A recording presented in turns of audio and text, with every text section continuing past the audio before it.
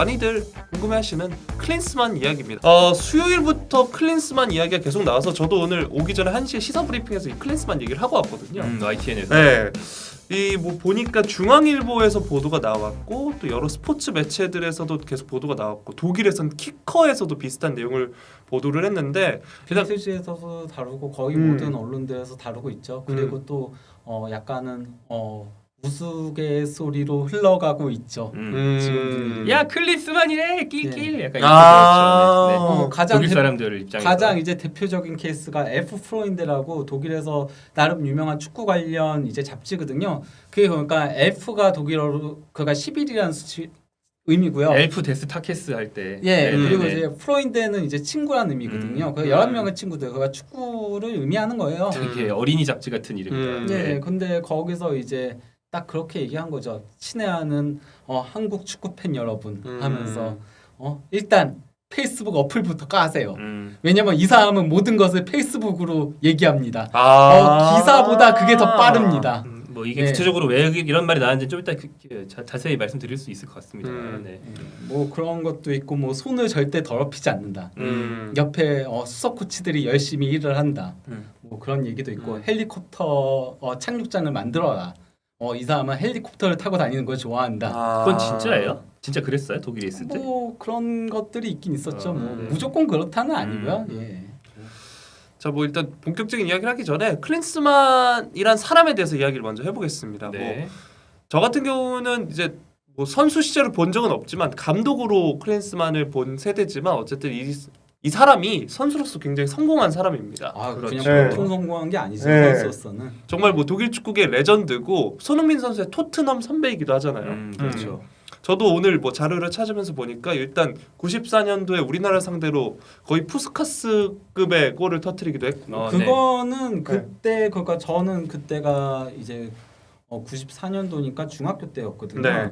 예, 그때 다들 따라했어요. 그 골이 나오고 나서 예, 많이들 따라했어요. 그 장면을 집에서 똑같이 그러니까 운동장에서 해보려고 예, 바로 나와가지고 오른발로 튕기고 왼발로 예, 차기 돌아서면서 이렇게 예. 차는 거를 다들 실제 운동장에서 다 그거를 따라할 정도로 굉장히 센세이셔널한 골이긴 했었습니다. 우리에게 가슴 아픈 기억을 남겨주기도 했고 토트넘에서의 활약도 좋았고 보니까 뭐 클럽에선 여러 명문 클럽을 많이 다녔습니다. 근데 약간 떠돌이였죠. 역마살이 좀 있는. 예, 그가 슈투트가르트 시절 제외하고 나머지는 조금 떠돌아다닌 거에 더 가깝거든요. 그러니까 뭐 어느 한 팀에 정착해서 있지 못한 편에 속하고요. 독일 축구계에선 약간 조금 야인에 가까운 인물이긴 해요. 그러니까 외부로 많이 떠돈 인물에 가깝거든요. 선수로서 이렇게 대단한 사람인데 독일 대표팀 경력도 빼놓을 수 없죠. 그렇죠. 예, 그렇죠. 왜냐면은 사실은 클럽보다는 예, 대표팀 위주의. 사실 그러니까 독일에서는 클럽 경력보다도 대표팀 경력 때문에 더 이제 평가가 높게 받는 인물이긴 한데요. A매치 108경기에 출전해가지고 47골 넣으면서 108경기는 이제 독일 역대 A매치 최다 출전 8위고요. 그리고 또 이제 그 47골은 독일 역대 A매치 최다골 공동 4위에 해당하죠. 확실히 이제 대표팀 경력이 굉장히 좋습니다. 뭐 독일에 유달리 저런 선수들이 많긴 한데 생각해 보면 근데 클린스만은 선수로도 그러니까 애국자형이 많긴 한데 독일에 클린스만은 애국자형은 아니었어요. 그러니까 클럽에서도 정말 좋은 공격수긴 했었는데 단지 이제 어느 한 곳에 오래 머물지 못하다 보니까 어느 한 군데 레전드 이런 느낌이 없다라는 거죠. 좀. 제가 이제 클린스만이라는 사람의 존재를 처음 안 것도 2006년 월드컵이었습니다. 그리고 이게 오늘 저희가 할 얘기 중에 가장 긍정적인 얘기가 아닐까 싶은데 그렇죠. 네. 대표팀을 이제 3위로 올렸는데 또 이전 2004년 유로에서 독일이 성적이 안 좋았는데 그렇죠. 그 대표팀을 이끌고 자국에서 3위를 차지하면서 뭐 이 정도면 나쁘지 않다라고 했는데 이 이후부터가 이제 조금 문제가 좀 생깁니다. 근데 그 3위도 약간은 뭐랄까 거품이 낀 3위죠. 뭐 때문이냐면요. 클린스만은 사실상 그 전술이라던가 이런 것들은 건드리지 않았거든요. 원래 그러니까 그 독일 축구협회가 레브를 감독으로 선임을 하고 싶어 했어요. 근데 이제 레브가 그 시기 때는 이제 터키를 전전하던 시기였거든요. 그래서 인지도가 떨어지니까 자국 월드컵이잖아요. 자국 월드컵인데 그래서 레브를 감독으로 선임할 수 없으니 선임하기엔 너무 그러면은 누군데 얘를 선임해 이런 이제 불만들이 나올 수밖에 없으니까 그래서 이제 클린스만을 감독으로 선임하게 됐던 거였거든요.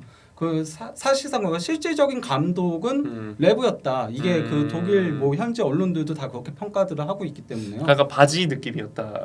그 얼굴 마담에 가까웠죠. 그러면서 이제 그 그냥 선수들 관리하는 정도였다라고 보면 되는 거죠. 제 기억이 맞으면 그때 월드컵 때 이제 국내 중계에서 이제 당시 차범근 해설위원이 네. 벤치 클린스만 옆에 있는 외부가 잡히어서 아나운서가 네. 물어보시니까 네. 제 후보였던 선수입니다.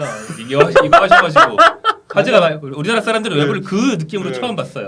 차범근의 후보였던 사람. 네. 레브는 선수는 그렇게 성공하지 못하긴 했었거든요. 그냥 프라이부르크에서 가장 오래 뛰었어요. 프라이부르크에서의 성과가 가장 좋았고, 근데 그 레브가 뛰던 시기 때 프라이부르크는 2부 리그 팀이었거든요. 예, 그러다 보니까 분데스리가 경력은 프랑크푸르트에서 차범근 감독님의 백업이었던 게 맞죠.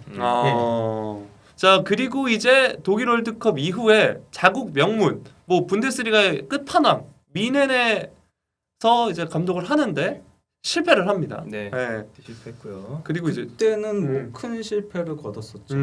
그러니까 뭐 일단 경질됐을 때 순위가 3위기도 했고요. 그리고 경질하고 나서 유파인케스가 그때도 또 다시 소방수로 나섰거든요. 또 인케스. 예, 5경기 4승 1무였고 볼프스부르크한테 1대5 대패당하면서 우승 결정전을 그냥 내주기도 했었고 그게 역대급 대패였거든요. 바이언한테 있어서. 심지어 그때 1대5 대패당했을 때 그라피테의 그 농락골도 있었고 K리그 출신. 와 추억의 이름이네요. 제코와 투토. 그래피테가 그때 2골 넣고 제코가 2골 넣고 뭐 그랬었죠. 조광래의 픽이었던 그라피테. 예, 그리고 또 이제 바르셀로나한테 유난히 강하잖아요, 바이언이. 근데 그때 0대4로 대패하면서 그렇죠. 예, 8강에서 탈락하고 레버쿠젠한테 포칼에서도 탈락하고 그러면서 무관이었습니다. 바이언이 무관이라면은 그거는 완전 대실패한 시즌인 거죠. 다음으로 이제 미국으로 건너갑니다. 미국에서 이제 처음에 북중미 골드컵 네, 제가 월드컵을 써놨네요. 골드컵이죠. 우승하고 브라질 월드컵에서도 16강을 갔는데 문제는 이제 러시아 월드컵 준비 과정에서부터 또 이제 국가대표팀 성적도 떨어지기 시작해요. 네. 엄청나게 안 좋았죠. 엄청나게. 그러면서 이제 8시즌 연속 그 월드컵 본선에 나가던 팀이 못 나가게 됐었죠. 그리고 이제 거기에도 결국은 수석 코치의 영향이 컸다. 왜냐면은 그 미국 대표팀 감독이었을 때 수석 코치가 안드레아스 헤어초코였거든요. 네. 브레멘의 전설적인 공격형 미드필더였고요. 그리고 바이언 시절에 클린스만하고 같이 선수 경력을 있었어요. 그냥 클린스만하고 관계가 있는 거죠. 그래서 와가지고 2015년까지 같이 이제 있었거든요. 근데 그 사람이 이제 올림픽 대표 감독으로 갑니다. 미국. 그것도 클린스만이 꽂아준 거였거든요. 예, 그래서 이제 올림픽 대표로 가면서 수석 코치가 떠나니까 결국 바닥을 드러내면서 그 월드컵 참사가 일어나게 된 거죠. 우리나라가 대표팀 감독을 선임할 때 있어서의 그 조건들이 있었죠. 네. 예, 축구협회에서 이제 가이드라인을 정한 것들이 있죠. 일단 뭐 피파 월드컵 지역 예선 통과 경험이 있는 감독, 통과 경험 있습니다. 예. 그리고 또 이제 뭐 대륙별 축구 대회 또는 세계적 수준의 리그에서 우승 경험이 있는 감독 있긴 합니다. 골드컵이 있으니까요. 예. 여기까지는 맞는데요. 그 다음부터 안 맞는 부분들이 많아요. 일단 뭐 그러니까 그 전술적인 부분, 그러니까 현대적인 트렌드를 따라가냐, 능동적인 축구하냐, 지배적인 축구하냐 이런 것들에 있어서 보여준 게 하나도 없습니다. 이 사람은 그 전술적인 하나의 그 통일성 자체도 없고요. 본인이 그가 전술적인 아이디어를 짠 적도 없고 심지어 본인이 그런 얘기도 했습니다. 이제 전술은 발전할 만큼 발전했다. 전술이 아니고 체력이 중요하다. 예, 그래서 이제 체력 훈련만 열심히 시켰거든요. 그것도 미식축구 출신의 그런 뭐 피지컬 코치를 데려와서 전술은 사실상 수석 코치들이 짰어요. 수석 코치 좋은 사람 데려오면은 괜찮을 거예요. 근데 돈을 더 써야 되잖아요. 예, 그 부분에 있어서의 우려점이 있고 그나마 그래도 그 전술적인 방향성에서 하나 맞는 거 있어요. 매우 열정적인 체력을 갖고 가겠다. 이거는 왜냐면은 그걸 중요시 여기는 감독이기 때문에 그 부분은 맞다라고 생각을 합니다. 뭐 안 맞는 게 맞다는 거 많이 있다는 거죠, 그러니까. 그렇죠. 안 맞는 게 많이 있는데 아마 이번에도 선임되면은 수석 코치를 데려올 수 있을지 잘 모르겠어요. 이 사람이 왜냐면 자기 사단이랄 게 딱히 없거든요. 그렇죠. 레브 같은 경우는 축구협회 사람이었던 거고. 축구협회 사람이었던 거고 그리고 또 이제 그 헤어초크가 잠깐 있었지만 지금 헤어초크가 그리고 무직이긴 한데요. 이 사람이 그가 클린스만하고 이제 같이 일을 안 한 이후부터는 감독직을 했던 사람이에요. 그러면은 연봉이 좀 감당하기가 어려울 것 같거든요. 그래서 감독급 때는 수석 코치 데려오는 게 과연 쉬울까라는 조금 의구심이 있고요. 예, 그리고 아마 피지컬 트레이너를 데려오긴 할 건데 그래서 아마 그 사람은 못 데려오지 않을까. 예, 그리고 뭐 능숙한 영어 소통자는 맞고요. 사실 클린스만은 독일에서도 독일인보다는 미국인으로 더 불리고 있거든요. 뭐 아내도 미국인이고 그리고 아들도 미국인이고 집도 미국에 예, 있고. 그렇죠. 그리고 뭐 계속 미국에서 있었고 거의 독일에서는 없다시피 했다 보니까 람이 자서전에 뻥을 쳤다는 건 아니죠. 람은 왜냐면 체력 훈련만 시킨다라고 했으니까 전술적인 훈련은 하지 않는다. 그러니까 다른 정황들이랑 일치한다는 거죠, 그 말씀은. 그렇죠. 네네, 알겠습니다. 그럼 어쨌든 그 체력과 피지컬적인 부분을 굉장히 중시 여긴다는 거죠. 몸짱이 될 수 있습니다. 그게 기대 요소라는 거죠. 그 영어 잘하는 거랑 피지컬. 그리고 수석 코치가 좋은 사람이 온다면은 그러면은 독일과 미국에서 성과를 냈다. 독일 대표팀으로 시작을 해서 2004년부터 2006년 했고요. 2008년부터 2009년 바이에른, 2011년부터 2015년은 미국 대표팀, 그리고 2019년, 2020년이 헤르타 베를린인데 헤르타 베를린 이야기는 아무래도 그 얘기를 해야겠죠. 뭐 소속팀에 대한 무책임한 행동 뭐 이런 것들을 얘기를 해볼 텐데 전술 이야기부터 해볼게요. 네. 이번엔 김정현 기자님 먼저 해주실까요? 그러니까 이거는 김민 기자 아까 얘기해 주신 거를 좀 더 구체적으로 말하면 될 것 같은데 클린스만 감독은 기본적으로 그러니까 현대 축구의 트렌드에 맞는 전술이냐 아니냐를 따지기 좀 쉽지 않아요. 왜냐하면 자기만의 어떤 한 가지 전술적인 방향성이나 철학을 보여준 적이 별로 없습니다. 네. 그러니까 아까 이제 피지컬의 시대다라는 투로 클린스만 감독이 얘기했다고 하셨는데 비슷한 말을 이제 현재 이탈리아 대표팀 감독인 로베르토 만치도 했었거든요. 이제 피지컬의 시대다. 하지만 말은 그렇게 하고도 막상 필드에 가면 진짜 전술을 짜서 하는 사람이 있고 말을 그렇게 했으니까 진짜 전술을 잘 안 짜는 사람이 있는데 클린스만 감독은 전술적인 철학은 없는 걸로 보이고 미국 대표팀이 위기에 처했을 때도 제 기억이 맞다면 그 한 가지 전술을 확립해서 그걸로 돌파를 하는 게 아니고 포메이션을 경기마다 계속 바꾸고 기책을 내가면서 돌파하려는 경향이 있었거든요. 근데 그러니까 자기만의 뭐 하나 없어요. 이게 안 먹혀 그럼 또 새로운 거. 헤르타 베를린에서 10경기 맡았잖아요. 그 중에 6가지 포메이션을 썼습니다. 10경기에 6개. 그러니까 좀 그런 성향이 있죠. 그 독일 대표팀 때 수석 코치 레브 그리고 또 이제 그 미국 초창기 때 2011년부터 2015년까지 4년간 헤어초 코치기 딱 2번이니까요. 너무 필드를 오래 떨어져 있었기 때문에 그러니까 예측하기가 솔직히 쉽진 않아요. 맞아요. 왜냐면 네. 그 동안 공부를 했을 수도 있고 뭐 실제 그 지난 카타르 월드컵 때 TSG에 있었죠. 피파에. 그랬으니까 뭐 거기서 옆에서 보고 배운 것들이 있을 수도 있긴 한데 근데 어쨌건 우려점은 많다는 거죠. 그 전에 보여줬던 것들을 얘기하자면은 뭐 그런 그 피지컬적인 부분들은 잘 그 육성을 시킬 것이다랑 그리고 또 미국에서 이 다음 월드컵이 열리잖아요. 네, 그러면은 미국에 대한 그런 것들은 상당히 있다라는 노하우는 있다라는 통이다. 그렇죠. 예, 그 정도 그리고 또 이제 감독은 어쨌건 인지도 자체는 굉장히 높은 인물이니까 예, 그러면 뭔가 도움 같은 것들을 얻기는 쉽겠죠. 특히 그쵸. 뭐 미국에서의 베이스 캠프 같은 것들을 구할 때도 어느 정도는 도움을 받을 수 있겠죠. 왜냐면 미국이 사실상 거처니까요, 본인의. 야 스만 형이 쓰신데 비워놔라 이렇게 바로 비워주고. 네. 그러니까 반등 얘기하시는 저는 생각해 보면 선수들은 반등하는 경우가 좀 많은데 감독은 사실 좀 어려운 것 같아요. 아 근데 있어요. 아 그래요? 가장 대표적인 게 밀란의 필로랜다 피올리. 피올리가 네. 망한 감독이라는 소리 계속 들어왔거든요. 네. 아 그러네요. 근데 밀란 맡아가지고 갑자기 전술 천재가 돼가지고 좀 그렇게 변한 케이스가 있긴 해요. 없진 않아요. 클라우디오 라니에리도 이제 망한 건 아니지만 영원히 우승 그러네요. 못할 사람이었는데 나이 많이 먹어서 갑자기 레스터를 데리고 더 약한 팀을 네. 우승시킨다. 그래도 라니에리 정도면 급이 원래도 원래 있죠. 있긴 했죠. 예. 그거- 첼시의 챔피언스리그로 그것도 로만 시대 이전에 이끌어내기도 했었고. 그러니까 모르긴 해요. 예, 모르긴 합니다. 오히려 이제 몸이 성장하는 게 아니고 아이디어 면에서 좀 이렇게 발상이 전환된다든지 하는 일만 있으면은 바뀔 수 있는 게 감독의 전지도 방향이라서 그런 일이 왕왕 있긴 해요. 근데 이제 그게 있는 점인지 우리는 알 수 없다는 거고. 그리고 어쨌건 미국이 스포츠 과학에 있어서는 가장 최첨단인 거잖아요. 그러니까 클린스만 감독이 만약에 공부를 했다면은 그러면은 그런 것들을 도입할 수도 있겠죠. 예, 환경적으로 네네. 예, 그가 본인이 했을지 안 했을지는 아무도 모르는 거니까 예. 자 그리고 이제 헤르타 베를린 시절 이야기를 해보도록 하겠습니다. 네. 이게 굉장히 뭐 많이 보도도 돼서 많은 분들 아시는 분들은 아실 텐데 어떤 사례인지를 일단 네. 독일인의 관점에서 우리 한국인 관점으로 말할 수밖에 없으니까. 아, 이거는 누가 봐도 똑같은 관점밖에 음. 없는 거죠. 예, 그냥 뭐 어떤 일이었는지를. 음. 페이스북 라이브를 굉장히 많이 했어요.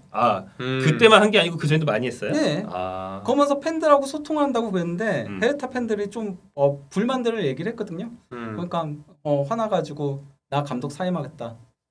그러면서 올린 거였죠. 선 페이스북. 그러니까 이번에 네. 카이세도가 하고 나 이적할게 이거랑 어떻게 보면 좀 비슷하네요. 예, 네. 선사임 보고 그것도 구단하고 아무 얘기도 없이 음. 그러다 보니까 원래 그 클린스만이 헤르타에 오게 된 게 이제 빈토르스트라고 제가 여러 번 얘기했었잖아요. 헤르타 최대 주주이자 이제 헤르타의 투자자라고 할 수 있는 그 사람이 원래 오면서 지분을 49% 사들였거든요. 그러니까 이때가 헤르타가 돈을 막 쓸 때죠. 예, 음.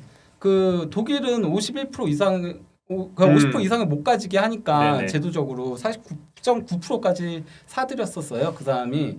그러면서 이제 이사회가 8명 구성이 되는데 4명을 이제 데려온 거였었거든요. 4명 데려왔는데 그 중에 한 명이 이제 클린스만이었어요. 근데 이제 성적이 안 좋으니까 클린스만을 감독으로 선임하게 된 거였는데 자기의 우군인 빈토르스트한테도 얘기하지 않고 사임을 발표를 한 거죠. 그래서 문제가 됐던 거였죠. 예. 왜 그랬을까요? 그런 얘기는 안 나오나요? 그냥 좀 이상하잖아요. 그러니까 사정이 있을 수도 있잖아요. 사정은 여러 가지 이제 추측들이 있는 거죠. 음. 왜냐면은 클린스만이 직접적으로 얘기한 거는 어쨌건 뭐 그런 거밖에 없었으니까요. 구단으로부터의 제대로 된 지지도 없고 감독은 그가 내가 감독에 대한 큰 책임감을 지기 위해서는 전폭적인 지지가 필요한데 이게 그러니까 약간 좀 두 파로 갈려져 있긴 했었어요. 당연히 그럴 수밖에 없잖아요. 이사회가 4명은 빈토르스파, 4명은 기존 헤르타파다 보니까 기존 헤르타파에서는 빈토르스파를 좋게 볼 리가 없었다고요. 그래서 거기에 대한 알력 다툼은 있었을 거란 말이죠. 예, 그것 때문에 그것도 그러니까 감독을 그만두게 된 이유 중에 하나죠. 근데 그 발단을 제공한 거는 팬들과의 페이스북 라이브였던 거였죠. 초창기부터 거론은 된 걸로 알고 있어요. 왜냐하면 뭐 키커에서도 나오고 차두리 FC 서울 그 뉴스 쪽 실장 얘기가 많이 나오는데 차 실장과 그 피파 TSG에서 카타르컵 내내 같이 다니면서 같이 얘기를 많이 나눴던 사람이고 한국 사람들은 다 보였단 말이에요. 그래서 이제 초창기부터 거론은 됐는데 이 한국에 와서 살아야 된다는 대한축구협회의 조건이랑 원래 안 맞는 사람인 걸 이미 대한축구협회 알았기 때문에 원래는 후순위였던 걸로 알고 있습니다. 한번 거론됐으니까 리스트에 있지만 후순위. 그런데 요즘 들어오는 걸 봐서는 여기는 제 짐작인데 다른 선순위 후보들이 다 안 돼서 차선까지 간 게 아닐까? 이게 제 짐작이고요. 근데 저는 이 외국인 감독들이 한국에 와서 사는 거에서 안 좋게 생각하는 거 한번 와봐야 안다고. 네. 와서 그쵸. 이제 지하철에서 와이파이도 써보고 공중 그쵸. 화장실 많은 거 보고 이래야 이제 밤에 늦게까지 배달 음식 시켜 먹을 수 있는 것도 이제 느껴봐야 그 맛을 알 텐데. 벤투 감독 코치들도 자기 살던 그 아파트인지 뭔지 주민들이랑 되게 막 고맙다고 이렇게 하고서는 막 웅숭한 대접 받으면서 가면서 막 좋아했다고 하죠. 예. 근데 이제 그런 것도 있을 거예요. 애지간하면 어느 나라 대표팀 간다는 게 2년 프로젝트든지 2+2든지 이런 경우가 많거든요. 근데 지금 한국은 통으로 4를 요구하고 있잖아요. 그러니까 해외에 뭐 돈도 벌고 뭐 새로운 경험도 하러 어떻게 보면 해외 회사에 그 도전하러 가는 건데 일반인으로 쳐도 2년과 4년은 2배잖아요. 근데 한국은 지금 4년을 요구하는 거라서 많은 감독들이 좀 버거워하지 않았을까? 근데 되게 원론적인 이야기를 돌아와서 진작에 4년 통으로 하겠다는 사람 있을 때 왜 안 잡았을까라는 생각을 하게 되네요. 이 얘기를 들으면서. 4년 통을 하겠다는 사람이요? 네, 그분? 네, 이 전임. 아, 네. 그분이 이제 2+2 하길래 에이 2+2야 이러고 간 거잖아요. 근데 뭐 그 보도된 거 외에 여러 가지 안 된 이유가 있을 수도 있으니까 뭐 저희는 잘 모르죠. 그렇죠. 네. 대부분은 4년을 버거워하긴 하죠. 왜냐면은 그가 정말 이제 지금 갈수록 그 대표팀 감독이 인기가 떨어지고 있어요. 다들 대표팀 감독을 잘 안 하려고 하거든요. 왜냐면은 뭐 이제는 클럽이 더 주가를 올리는 시기이기도 하고 하다 보니까 거의 말년 가가지고 이제 그래서 우리나라 대표팀이 생각하고 우리나라 축구협회가 생각하고 있는 감독 후보들이 찾기가 어려운 건 사실이에요. 너무 젊어요. 예. 한국의 그러니까요. 국가 후보들이. 예. 그 60세가 넘으면 안 된다도 기준 중에 하나라는 물론 이거는 무조건적인 기준은 아니에요. 그냥 그 권고 사항 중에 하나인 거거든요. 근데 그렇게 되면은 그 감독들은 클럽 감독을 하고 싶어요. 예. 그런 것들도 조금 걸림돌에 해당한다라고 할 수 있겠죠. 예. 아니 FM만 해도 국대 감독하면 재미없거든요. 아 그럼요. 네. 한참 기다려도. 클럽 감독이랑 국대 감독이랑 겸임을 하면 하지. 네. 네. 그나마 젊은 감독들 중에서 데려올 수 있는 감독들이라면은 지금 현재 조금 주가가 떨어진 사람들인 건데 그 사람들은 그러면은 한국에서 2년간 반등해서 가겠다에 더 가까운 거거든요. 그래서 4년이라는 게 부담스러운 연도가 되는 거죠. 그렇죠. 그렇죠. 네. 그러니까 젊은 사람일수록 4년을 통으로 좋은 나라라고 하지만 그 나라에서 부담스러울 수 있는 건데 네. 그런 면이 저도 이제 똑같이 있다고 봅니다. 그래서 좀 사실은 대한축구협회가 가지고 있던 조건들이 그렇게 쉬운 조건들이 아니다. 이렇게 볼 수 있는 거죠. 그 사실 이제 다음 달 24일과 28일에 이제 콜롬비아 우루과이 콜롬비아전이 예정이 돼 있잖아요. 네. 근데 그걸 생각하면 또 한 2주 전에 명단 발표도 해야 되고 네. 명단 발표를 위해선 좀 이제 뭔가 시간이 필요할 텐데 이 지금 2월 24일이거든요. 이제 슬슬 뭔가 그 A 매치를 위해서라도 마무리는 져야 되지 않을까? 배경 좀 바꿔달라고 하시네. 네. 근데 그 경기 한 게임만 보면은 제 생각에는 뭐 원 포인트로 뭐 지금 이미 그럴 가능성이 많이 제기되고 있던데 다른 사람이 해도 된다고 보고 다른 나라도 그런 경우 후두룩하죠. 클럽도 네. 그렇고 지금 부임 첫 경기는 벤치에서 본다 이런 거. 그리고 아니 브라질 대표팀 같은 경우도 일단은 그 20세 이하 월드컵 감독이었던 메네제스를 임시 감독으로 하겠다. 그리고 지금 브라질은 그래서 차기 감독은 안첼로티 얘기가 나오고 있죠. 이번 시즌 끝나고 안첼로티가 부임하기로 되어 있다는 식의 보도들이 많이 나오고 했었죠. 있습니다. 네. 그래서 안첼로티가 레알에서 이번 시즌 끝날 때까지 뭐 다른 수를 강구하면 그때 간다라고 말했다는 얘기가 있는데, 근데 저는 이 측면에서는 뭐 말이 나와서 말인데, 저 대한축구협회가 꼭 3월까지 할 필요가 있냐 생각하거든요. 그러니까 감독이 우르르 매물이 나올 때가 있어요. 보통 이제 월드컵 직후죠. 예. 그래서 근데 그때 우르르 나올 때 저 뭐 이거 주워 들은 겁니다. 확실한 건 아니지만 이미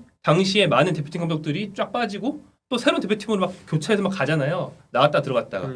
그래서 이미 다른 대표팀 간 사람들 중에 상당수를 대한축구협회도 타진을 해보고 접촉을 해봤다고 알고 있거든요. 근데 다 안 된 거예요. 근데 이렇게 한번 쭉 인력 시장이 활성화되는 타이밍을 놓쳤으면 좀 더 기다려도 되지 않나? 여름 되면 또 많이 나오긴 하겠죠. 시즌도 끝나고 네, 뭐 그런 생각이 들고, 뭐 이게 좋은 예는 아닙니다만 요즘 미국이 잘하고 있지는 않으니까 미국 같은 경우에도 대표팀 감독을 찾았는데 안 되니까 코치 대행 체제로 굉장히 오랜 시간을 갔던 예가 있습니다. 최근에 뭐 그런 것도 전 충분히 가능하다. 왜냐하면 한국은 배경이 여기가 적용이 안 됐나 봐요.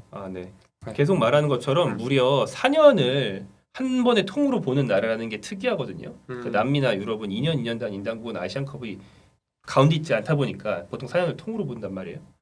그러면은 뭐 1년 정도는 뭐 어쩔 수 없게 됐으면 안 그런 게 좋지만 좀 찾는 시간으로 갖고 3년 가도 상관없지 않냐 이런 생각인 거죠.